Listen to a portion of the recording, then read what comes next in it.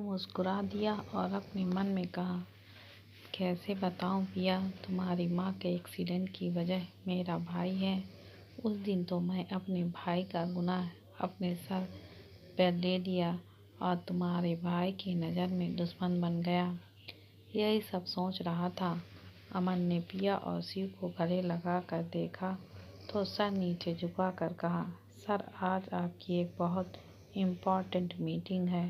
पिया अमन को देखकर शर्मा गई क्योंकि वह दोनों हॉल में थे और एक दूसरे को गले लगाए थे। शिव ने कहा, ठीक है, तैयारी करो, हम आ रहे हैं। जिस पर अमन ने कहा, ठीक है सर, और चला गया।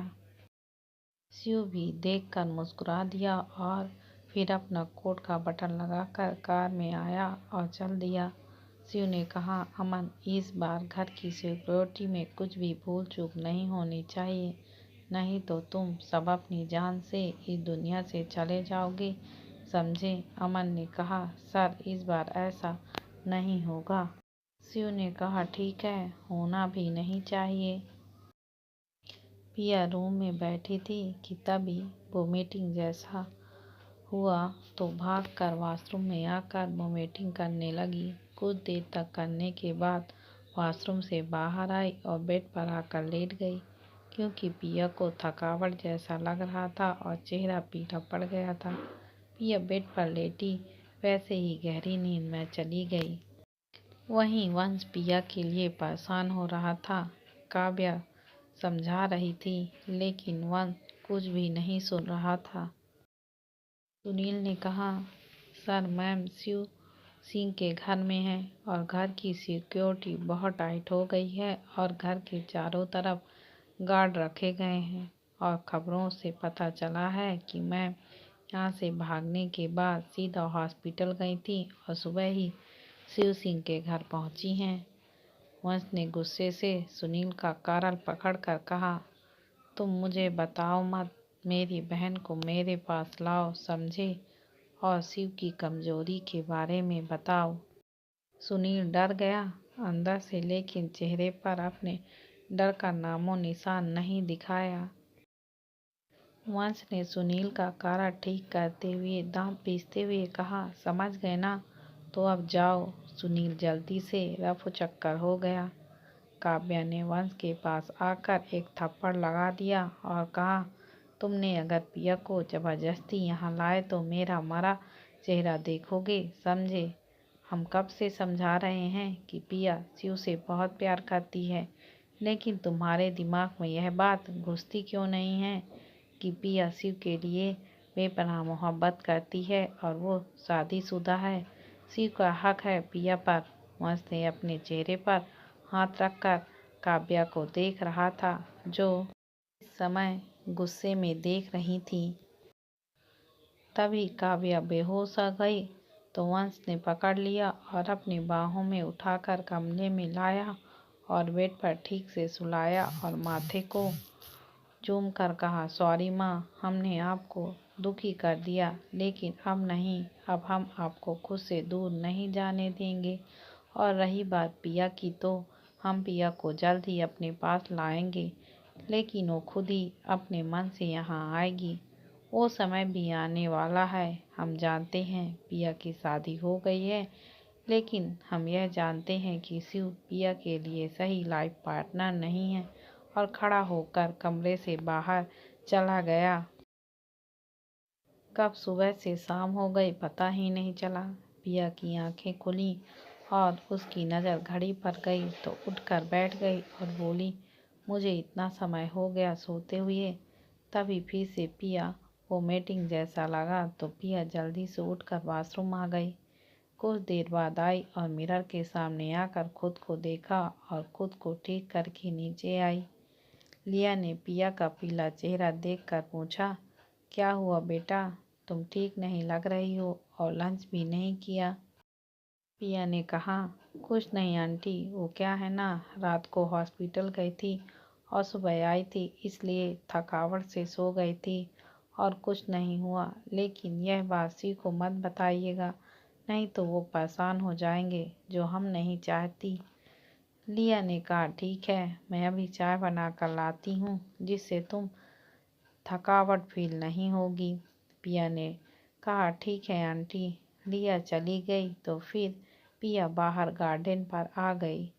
गार्डन बहुत बड़ा था और बहुत सारे पेड़ पौधों से सजाया गया था। पिया ढलते सूरज को देखने लगी।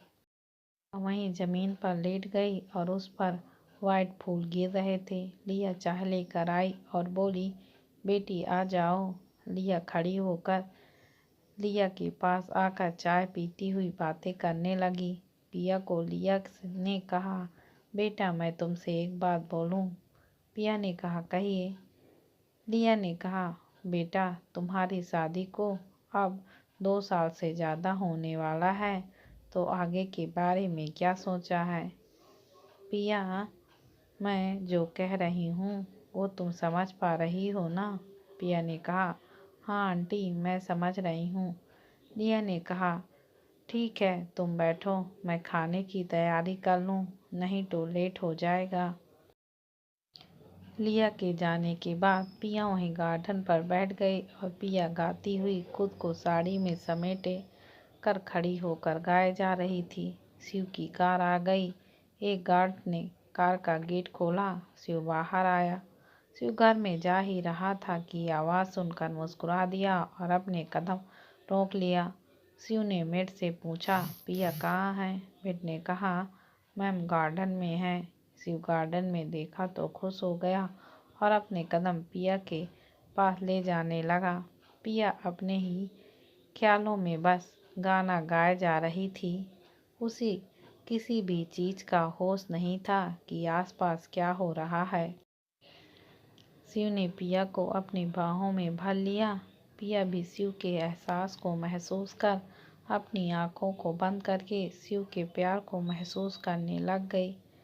वह यह जान गई थी कि यह शिव हैं, क्योंकि उनकी खुशबू और उनकी आहट से उसे पता चल गया था। शिव ने अपने गालों को सिया के गालों से सटाकर छूने लगा। सिया ने गाना बंद करके पलटकर शिव के सीने में खुद को छिपाने लगी।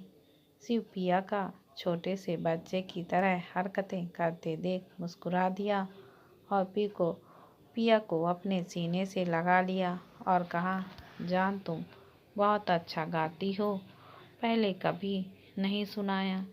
जिस पर पिया इस बात पर कुछ नहीं कहती। शिव ने पिया को खुद से दूर करके चेहरा हाथों में लिया और कहा, जान हमारी तरफ देखो। पिया ने जब शिव को यह कहते हुए सुना तो अपनी आंखें खोल दी और शिव को देखने लग गई। शिव ने पिया के नीली से आंखों में झांकते हुए कहा, आपने हमें यह क्यों नहीं बताया कि आप एक अच्छी सिंगर हैं? जिस पर पिया ने कहा, आपने हमसे पूछा ही नहीं तो हम क्या बताते? शिव ने कहा, not bad wife, you are so talented. Piya मुस्कुरा कर बोली, थैंक यू सो मच जान। शिव पिया के होठों को देखने लग गया। पिया ने शिव के नज़रों का पीछा किया तो खुद के ही आगे बढ़कर अपने अंगूठे के सहारे खड़े होकर पिया ने शिव के गर्दन में हाथ रखकर अपने होंठ शिव के सख्त होठों पे रखकर किस करने लग गई। शिव ने पिया के कमर को पकड़कर किस करने लग गया। छोटी सी किस अब डीप किस बन गई थी। शिव ने पिया को तब छोड़ा जब पिया की सांस लेने में दिक्कत होने लगी थी, जिस वजह से शिव ने ना चाहते हुए भी पिया को छोड़ दिया। पिया गहरी गहरी सांस लेने लग गई, जिसकी वजह से पिया की धड़कनें ऊपर और नीचे हो रही थी। शिव ने जब यह देखा तो वह जैसे पागल हो रहा था, क्योंकि पिया का हर बार एक नया रूप देखने को मिलता था। पिया ने शिव को अपनी आंखों से देखते हुए पूछा, क्या हुआ है? आप मुझे ऐसा क्यों देख रहे हो? जिस पर शिव ने कुछ नहीं कहा और अपनी नजरें पिया के चेस्ट पर काले तिल को देखने लग गया। पिया ने शिव की नज़रों को देखते हुए दिशा में बढ़ी तो खुद के चेस्ट पर पाई। शिव को गुस्से में देखते हुए मुक्का मारने लग गई। शिव ने पिया के दोनों हाथों को पकड़कर पिया के पीछे पीठ में लगा दिया और कहा, जान तुम इतनी खूबसूरत क्यों हो कि मैं अपने आप को काबू नहीं कर पाता। पिया ने शिव की हरकत को गुस्से में देखते हुए बोली, शिव आप क्या कर रहे हैं? मुझे दर्द हो रहा है। शिव ने कहा, जो मुझे दर्द हो रहा है वह क्या? जिस पर पिया ने सवाली नज़रों से पूछा, आपको कहाँ दर्द हो रहा है?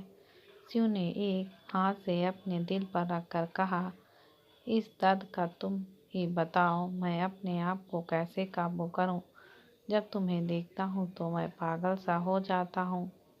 पिया खुद को छुड़ाकर कहा, आप पागल हो गए हो? मैंने आपको कब दर्द दिया? और यह कहकर शिव की तरफ पीठ कर ली। शिव ने पिया से कहा, इधर मेरी तरफ देखो तो।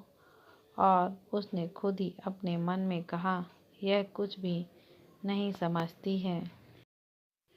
शिव ने पिया को पीछे से पकड़कर कहा, अरे मैं तो मजाक कर रहा था। मैं तुम्हारे रिएक्शन देखना चाहता था कि तुम क्या चाहती हो, लेकिन तुमने मेरी पूरी किए कराए पर पानी डाल दिया। तुम बहुत अनरोमांटिक हो। जिस पर पिया ने शिव की पकड़ से छूटकर अपने दोनों हाथों को कमर पर रखकर अपनी नीली नीली आंखों से शिव को देखते हुए बोली, मैं बहुत रोमांटिक हूँ। चलो अब मैं बताती हूँ। पिया ने आगे कहा, अब मैं आपको अपने से दूर रखूँगी। मैंने क्या सोचा था, हम आगे की प्लानिंग करेंगे, लेकिन आपने पूरा बिगाड़ दिया। अब जाओ, मैं आपसे बात ही नहीं करती। शिव ने जब यह सुना तो पिया के सामने आकर अपने दोनों हाथों को कान पकड़कर उठक बैठक करते हुए कहा, सॉरी जान, मैं आपसे नहीं करूँगा। पिया मन ही मन में शिव के ऊपर हंस रही थी।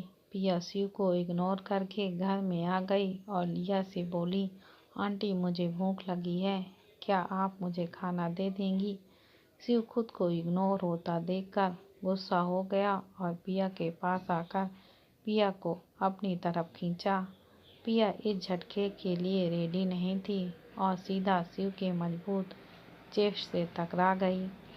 शिव ने पिया के चेहरे को हाथों में लिया और कहा, तुम मुझे इग्नोर करोगी? तुम्हें पता है ना, सब कुछ सहन कर सकता हूँ, लेकिन तुम्हारा मुझे इग्नोर करना यह नहीं सह सकता। लिया भी शिव की हरकत से मुस्कुराकर किचन में चली गई। पिया ने शिव के चेहरे से अपना फेस दूसरी साइड कर लिया और कुछ नहीं कहा। शिव को अब गुस्सा आने लगा था और पिया से कहा, जान मैं तुम्हारा यह बेरुखी सहन नहीं कर सकता हूँ। प्लीज़ हमें माफ़ कर दो। ये आखिरी बार है जो हम मजाक किया हूँ, अगली बार कभी नहीं करेंगे। पिया ने अपने मन में कहा, अब परेशान करना बंद करना होगा। मेरी बेरुखी से शिव को बहुत दर्द हो रहा है जो मैं नहीं देख सकती हूँ। पिया शिव के तरफ अपना फेस कर ली और कहा, माफ़ किया, लेकिन आखिरी बार। शिव ने तुरंत पिया को अपने सीने से लगा लिया और कहा, मैं अब कभी नहीं करूँगा। पिया ने कहा, शिव अब आप जाइए, फ्रेश हो जाइए, हमें भूख लगी है। शिव गया और फ्रेश होकर आया और पिया के साथ डिनर करने लग गया। ऐसे ही हंसी खुशी से दिन बीत रहे थे। पिया रोज हॉस्पिटल जाती और नीरज के साथ घर वापस आती। पिया आज हॉस्पिटल से जल्दी आ रही थी क्योंकि आज शिव के साथ बिजनेस पार्टी में जाना था। पिया घर पहुंची तो देखा शिव उसी का कब से वेट कर रहा था। सोफे पर बैठा पिया जल्दी से बैग कोट रखकर शिव के पास आई और शिव के बगल में बैठकर बोली, शिव आज आप जल्दी ही ऑफिस से आ गए। शिव ने पिया को अपनी गोद में बैठा लिया और बालों के साथ खेलने लगा। पिया बस नीली आंखों से शिव के हैंडसम से चेहरे को देख रही थी। शिव सोफे से खड़ा हो गया, पिया को अपनी गोद में उठा लिया। पिया ने अपने हाथों को शिव के गर्दन में डाल दी और शिव की धड़कन को धड़कते महसूस करने लगी। पिया को शरारत सूझी, वो अपनी उंगली से शिव के चेहरे पर चलाने लगी और होंठ फैला कर कहा, और आपको बहुत ज़्यादा ही हैंडसम और चार्मिंग है। हमारा मन कर रहा है आपको कच्चा खा लूं। शिव पिया की बातें सुनकर मुस्कुराते हुए पिया को अपने बाहों में लिए कमरे में लेकर सीधा बेड पर लेटाकर खुद झुकने लग गया। अब पिया घबराने लगी क्योंकि उसका एक मजाक उस पर ही भारी पड़ रहा था। पिया ने कहा, मैं तो मजाक कर रही थी। जिस पर शिव ने कहा, लेकिन अब तो मुझे मस्ती सूझ रही है। शिव पिया को ऐसे घबराते देख अपने मन में ही बहुत हंस रहा था और कहा, यह लड़की मुझे भड़काने के लिए एक भी कसर नहीं छोड़ती, लेकिन जब मैं करता हूँ तो कैसे घबराने लग जाती है। लेकिन आज मैं बताऊंगा सोए हुए शेर को जगाना क्या होता है। यह कहकर अपने चेहरे पर डेविल स्माइल करने लग गया। पिया शिव को ऐसे मुस्कुराता देखकर घबराने लग गई, लेकिन अब वो कर भी क्या सकती थी शिव के सामने सरेंडर होने के। शिव पिया के चेहरे के पास आकर उसके होंठों पर अपने होंठ रख दिए और पेशेंट के साथ किस करने लगा और पिया भी साथ देने लग गई और उसके हाथ शिव के बालों पर चल रहे थे। जब शिव ने पिया को ऐसे करते देखा तो और ज़्यादा रूडली के साथ पिया को किस करने लगा और बाइट भी कर रहा था, जिस कारण पिया के मुंह से आह निकल रही थी। यह सुनकर शिव और उत्तेजित हो रहा था और वह अपने हाथ पिया के कपड़ों में डालने लग गया और पीठ पर चलाने लग गया। पिया भी अपने आप को काबू नहीं कर पा रही थी और शिव का साथ दे रही थी। पिया के हाथ भी शिव के शर्ट पर के बटन खोल रहे थे। शिव ने पिया का खूबसूरत देखकर कहा, पिया तुम मुझे हर बार अपने आपे से कंट्रोल क्यों नहीं हो पाता। पिया अब सवाली नज़रों से अपनी नीली नीली आंखों से शिव को देखने लग गई और सवाली नज़रों से पूछना लग गई, कैसे। जिस पर शिव ने कहा, तुम्हारा हर बार एक नई अदा देख पाता हूँ जो मैंने कभी नहीं देखा था। शिव ने एक बार फिर से अपने होंठ पिया के नर्म होठों पर रख दिए और किस करने लग गया। कुछ ही देर बाद दोनों के कपड़े जमीन पर पड़े थे और दोनों एक दूसरे की बाहों में थे। पिया शिव के सीने पर सर रखकर अपने हाथों से शिव के मस्कुलर चेस्ट पर चलाने लगी और कह रही थी, शिव बिजनेस पार्टी में हमारा जाना जरूरी है क्या। शिव ने पिया के बालों को सहलाते हुए कहा, हाँ जा, तुम रेडी हो जाओ, हमें चलना है। पिया को खुद को ब्लैंकेट से ढककर वॉशरूम में आ गई और खुद को मिरर के सामने आकर ब्लैंकेट हटाकर देखने लगी और शर्मा गई, क्योंकि पिया के शरीर पर शिव के दिए हुए लव बाइट थे, जिससे यह पता चल रहा था कि कुछ समय पहले शिव और पिया के बीच में क्या हुआ है। पिया यही सब सोच रही थी कि शिव की आवाज़ आई तो पिया 5 मिनट कहकर जल्दी से रेडी होने लगी। वॉशरूम का गेट खुला और पिया बाहर आई तो शिव बस पिया को देखते रह गया। दोस्तों, यह कहानी आपको कैसी लगती है कमेंट में लिख कर ज़रूर बताएं, जिससे आगे की वीडियो बनाने में हमें प्रेरणा मिलती है। और प्लीज़ अगर आपने मेरे चैनल को लाइक शेयर और सब्सक्राइब नहीं किया तो प्लीज़ जल्दी से लाइक और शेयर कीजिए।